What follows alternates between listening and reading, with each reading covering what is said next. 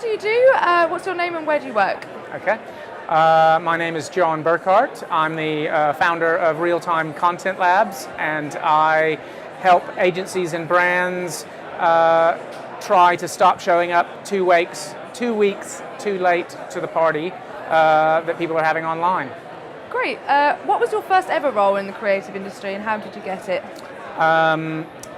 My first role was as a copywriter, and I got it by showing the world's worst portfolio. I think it even had spelling mistakes.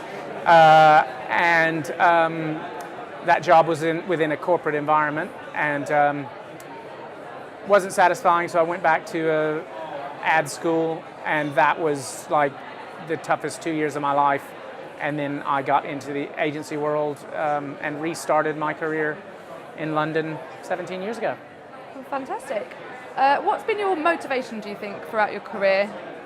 So the motivation for me, for my career, has been a pretty incessant hunt for new things. Like I would say curiosity is a kind of a main tenet of any of us sort of creatives in the industry, and my particular problem is with boredom. I get bored very easily, and I hate doing things for the sake of doing it. So that's why I got onto social media in the early days, because I was like, well, I can do this because it's quick and disposable. So that's... Cool. As just a bit of advice to other creatives, do you think they're better off developing their career within an agency, or do you think moving from agency to agency is a better approach? I think as far as how people should develop their careers, I think a lot of people have their own methods, and I personally sort of moved around every couple of years, but then I know people have stayed for ages in agencies. I think the main thing is not how long you stay, but what mentors you have there.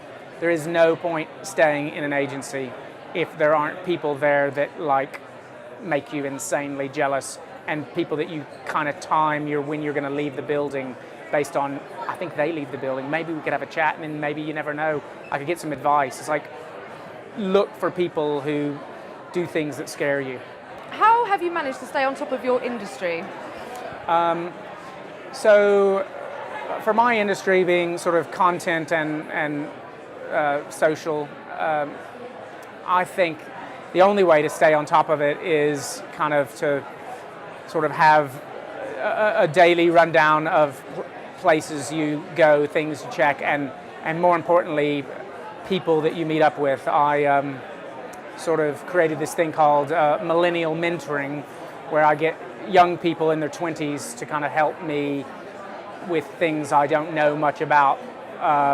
Instead of reading about Snapchat, why don't you get someone to talk you through it and show you it, and then go make stuff with that person. So it's I don't do this as much as I need to, but I'm really excited by people. So why you totally need to be a sponge, which most creative people are anyway.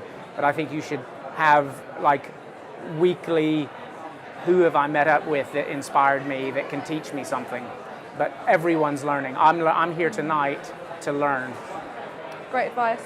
Finally, not that you're leaving your company, but if you were and you had to replace yourself, what kind of skills would you be looking for? What kind of person would you be looking for to take your place? So if I replace myself in my company of one, it would be very difficult. But if I did, I would replace myself with someone who is driven and very focused on doing things differently, and someone who sees a client opportunity as a partnership to totally refocus the brand on what the people want, and build a deep emotional connection with those people, and do whatever it takes to do that, as opposed to just kind of following the tried and true formulas of how to launch a brand, or how brands should be and how brands should tweet, and etc. Okay, thank you very much. Source LF are London's leading creative communications and media recruitment agency. Be sure to like our video and subscribe to this channel. Take the moment to watch another of our videos on screen now.